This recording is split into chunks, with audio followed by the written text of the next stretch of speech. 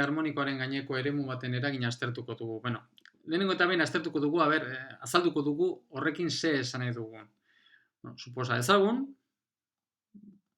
M masadun eta K karga duen partikula bat, oszilatzaile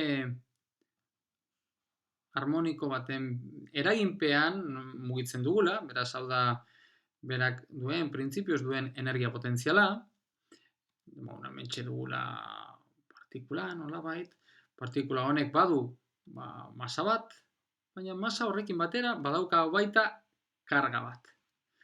Orduan, bere karga da Q.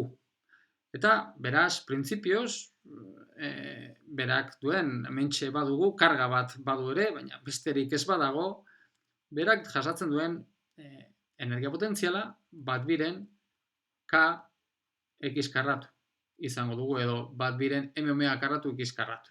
Vale. Baina kasu honetan, ez dago hau bakarrik. Demagun, zeo zer gehiago dugula. Demagun, honekin batera, badaukagula, aplikatzen dugula, eremu elektriko bat. Eremu elektrikoa. Eta eremu elektrikoa, demagun eskumarantza doala, bai, alako konstantea dugu. Eta eskumarantza. Claro, hori horrela izan da, eremu elektriko honi badagokio beste energia potentzial bat. Eta honi dagokion energia potentziala da minus Q E0 bider X. Beraz, minus honen derivatua indarra lortzen dugu. Q E0 izango litzatekena. Orduan, energia potentzial osoa, ez da hau bakarrik, baizik eta hau gehi hau, hau da energia potentzial osoa.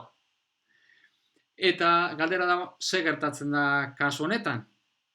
Eta horretarako egin behar duguna, gure helburua izango da, aztertzea zein den daukagun energia potentzial honi dagokion denbora independentea den Schrödinger ekuazioa. Eta uste dugu, hau. Uin funtzioaren x-ekiko gehi. Energia potentziala bat biren kx karratu minus q e0 x bider psi da berdin e psi. Hau da aztertu behar duguna. Ikusten dugunez, ja, energia potentzia ostilakor bat, ostilatzaile harmonikoa dagokion energia potentzia bakarrik genuenean ja pasen zaila. Beraz, anutxe ikusten dugu, hortaz gain beste termino daukagu, non x-eko menpekotasuna duen, ja, gauzak zailtzen dira, ez? Bueno, hau egin baino lehen, ez dago txarto gogoratzea, zer egiten genuen halako problema batean, baina mundu klasikoan. Horretarako, Newtonen bigarren legea aztertu behar genuen, eta genuena zen, masa bider azelerazioa, hau da posizioaren denboraren xen denboraiko bigarren derivatua, indarraren berdina, eta indarra dugu minus kx, hori da ostilatzaile harmonikoari, edo energia potentzial harmonikoari dagokion ekarpena, eta horrekin batera gehi q e0 genuen. Beraz, ni bai gomendatuko nizueken, hau egin baino lehen goratzea zer egiten genuen kasu honetan, bai? Agian hause, ez dakit, igual kasu honetan errazagoa ikusten dugu, ez? Hemen goratzen baduzue, hemen egiten genuen halako aldagai aldaketa bat, ez? Nolabait, hementxe dagoena berri izendatu genezaken, eta jar genezaken hau jartzen genuen, berdin, minus k jar genezaken x ken q e0 zati k, ez? Eta hau zer esanik ez hau gukoaren berdina dugu. Eta orduan, hementxe dagoen ekarpen honi, hau, hementxe dagoen honi, deitu diezagokegu x'. Eta x' deituta, orduan, diferentzial x'-aren berdina dugu. Beraz, aldagai aldaketa hori eginez, geratzen zitzaigun ekuazioa, x' betetzen duen ekuazioa ondorengoa da. Hau da, osziladore harmonikoak betetzen duenaren berdina. Eta hori basteko, x' betetzen duen ekuazioa osziladore harmonikoarena dugu. Beraz, badakigu hemetik x' izango dala, balako a sinu omega t gehi fi, non a eta fi hasierako baldintzenpean dugun.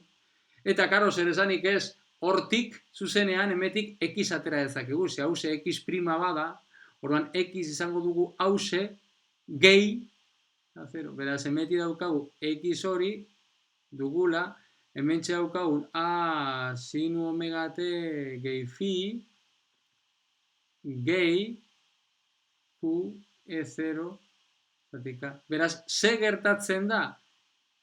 X-en balioa, X-en ez dagoela zentratuta zeroan, baizik eta puntu honetan, desplazatzen dela. Hori bai, omega ez da aldatzen, eta amplitudearen adierazpena terekiko duen menpekotasuna ez du aldatzen, bakarrik gertatzen dana da, desplazatuta dagoela.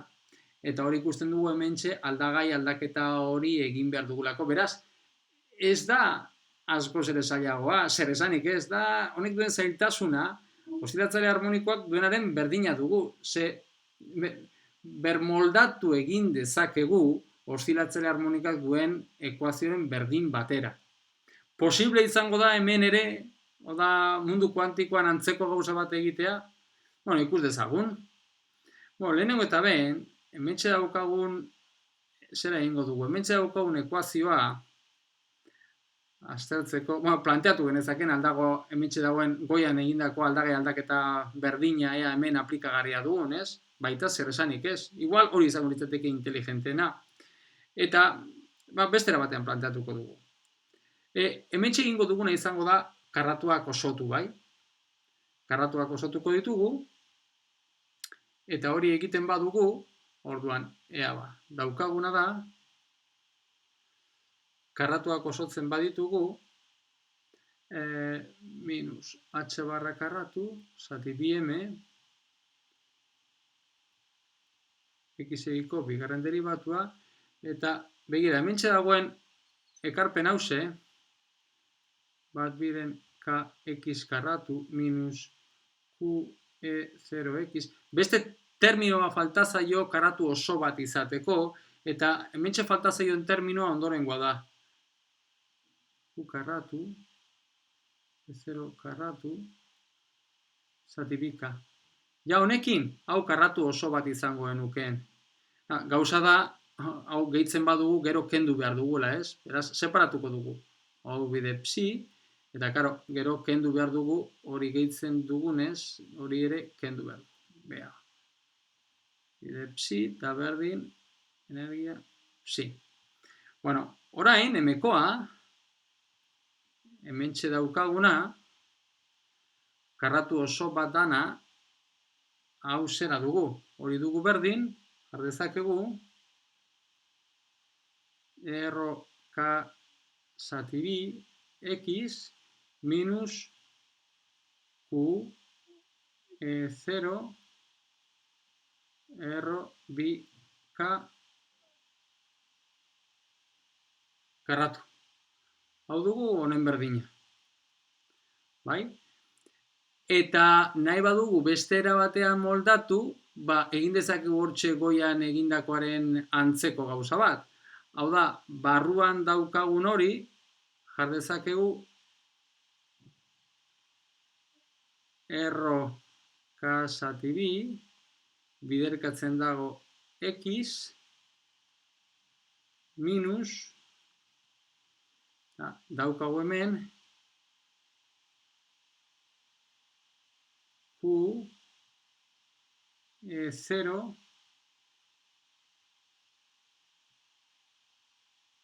zati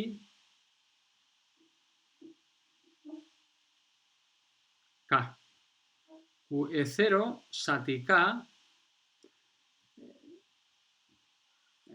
Q e0 zati k. Ze honen honen eta honen karratua daukagu. Orduan, hau biderkatzen badu honekin, erroka geratzen zaigu, errobi, ikusten dugu goikoaren berdina dugula. Orduan, hementxe daukagun hau, honekin ordezkatu dezakegu. Edo, bestera betean esan da, hementxe daukaguna da, kabiren, x ken q e0 zati k karratu.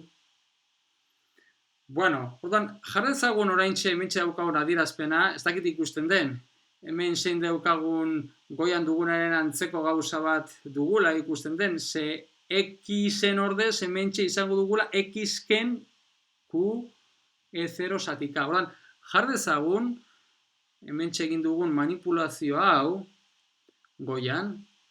Orduan, geratzen zaigun Schrödingeren ekuazioa ondorengoa da, -h barra karratu zati 2m, uin funtzioaren x egiko bigarren deribatua, eta horintxe daukagu energia potentziala da bat biren k x ken q e0 zati k karratu psi, gero daukagu hementxe daukagun ekarpen hau, eta ekarpen hau egingo duguna izango da beste aldera pasatuko, ze hau azken finean konstante bat da. Orduan hementxe dugu energi hori gehi q karratu e0 karratu zati bika. Eta hori dago biderkatzen psi. Bueno, orduan ze egingo dugu hemen? Hemen ondorengoa egingo dugu. Lehenengo eta behin hemen daukagu, aldagai aldaketa planteatuko dugu. Hementxe dagoen honi x' dituko dugu. Beraz, x' izango da x ken q e0 zati k. Eta gero hementxe dagoen beste honi ere e' dituko dugu. Hori izango dugu azken finean gure autobalioak dira horiek, gehi q karratu e0 karratu zati bika.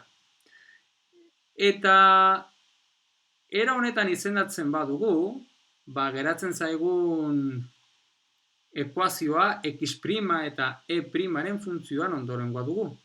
Minus h barra karratu zati 2m. Claro, x-ekiko derivatua edo x'-arekiko derivatua diferentzial x'-aren berdina dugunez, hori ez da aldatzen, beraz x'-rekiko bigarren derivatua, gehi bat biren k x' karratu bider psi da berdin e' psi. Orduan, ikusten duzuenez, ekuazio hau azken finean da osziratzaileari harmonikoari dagokion ekuazio berdina. Kasu honetan, x'-aren funtzioan dugu.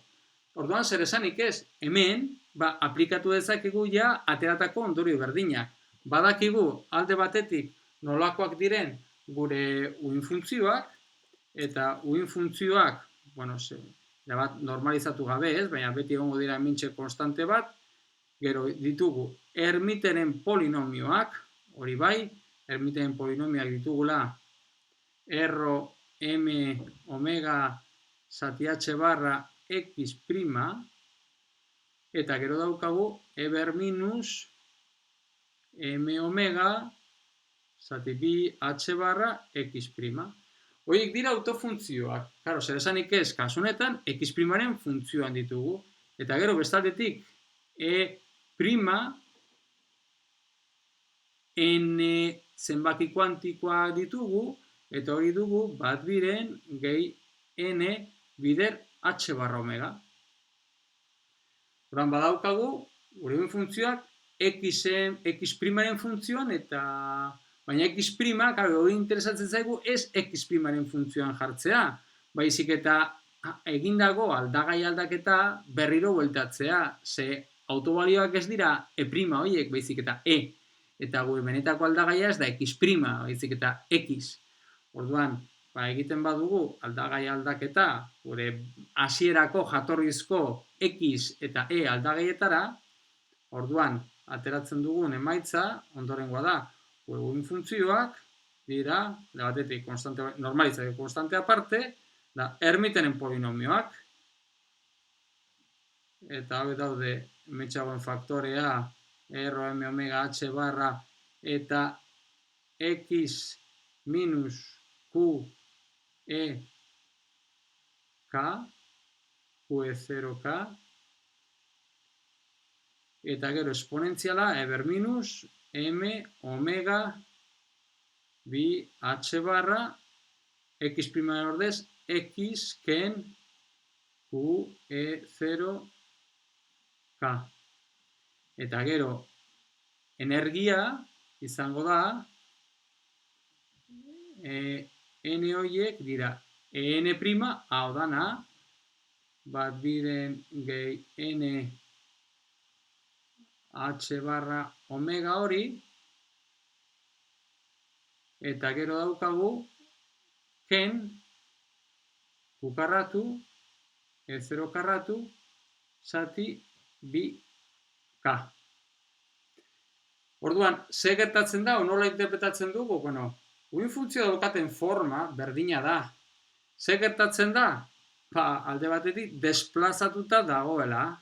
Eta orain, zentratuta daude ez x berdin zeroan, baizik eta x berdin puntu honetan. Hau da, esate baterako, oinarrizko egoeraren irudia egiten badugu, gaussiarra dana, orain ja ez dago zentratuta x berdin zeroan, egiten badugu, hau da, psi zeroren irudia, ez dago zentratuta x berdin zeroan, baizik eta x berdin q, demagun hau dela, balio hau dela q0 zati k, eta puntu honetan izango dugu bere maksimoa, eta puntu honen inguruan izango dugu uin funtzio simetrikoa, gaussiarra dana, holako gauza bat izango genuken, desplazatuta. Eta gero bestaldetik ateratzen dugu hori uin funtzioan aldetik, eta horrela guztiekin, ez? Urrengo egoera izango da antisimetrikoa dana, baina puntu honetan zentratuta, beraz, hemen egingo litzateken 0, bai? Eta ez jatorrian. Beraz, uin funtzioak simetrikoak edo antisimetrikoak dira, baina puntu honekiko. Gero bestaldetik, energiak ikusten dugunez, txikiagoak dira. Ze daukagu ekarpen negatibo hause.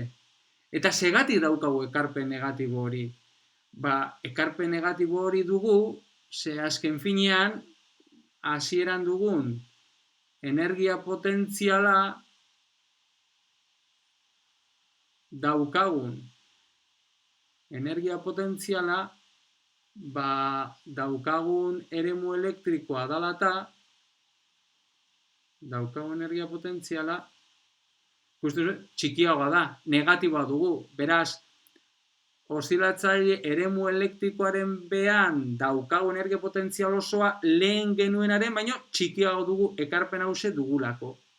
Eta kasu honetan, zentratuta dagoenez, x berdin q e0 zati k horretan, beti partikula puntu horretan, q e0 zati k horretan egongo balitz, horri dagokion energia potentzia izango litzateke q karratu, e0 karratu, zati k.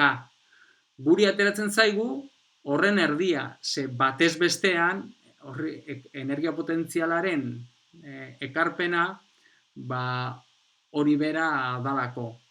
Orduan, alde batetik ulertzen dugu, nola uin funtzioa zergatik zentratuta dauden puntu horretan, izatez, puntu hori da baita klasikoki, desplazamendu hori, baita da klasikoki ateratzen zitzaigun desplazamenduen berdina, eta bestatetik baita ulergarria dugu, energiak negatiboagoak izatea, txikiagoak izatea, daukagun energia potentzial negatibo horrengatik.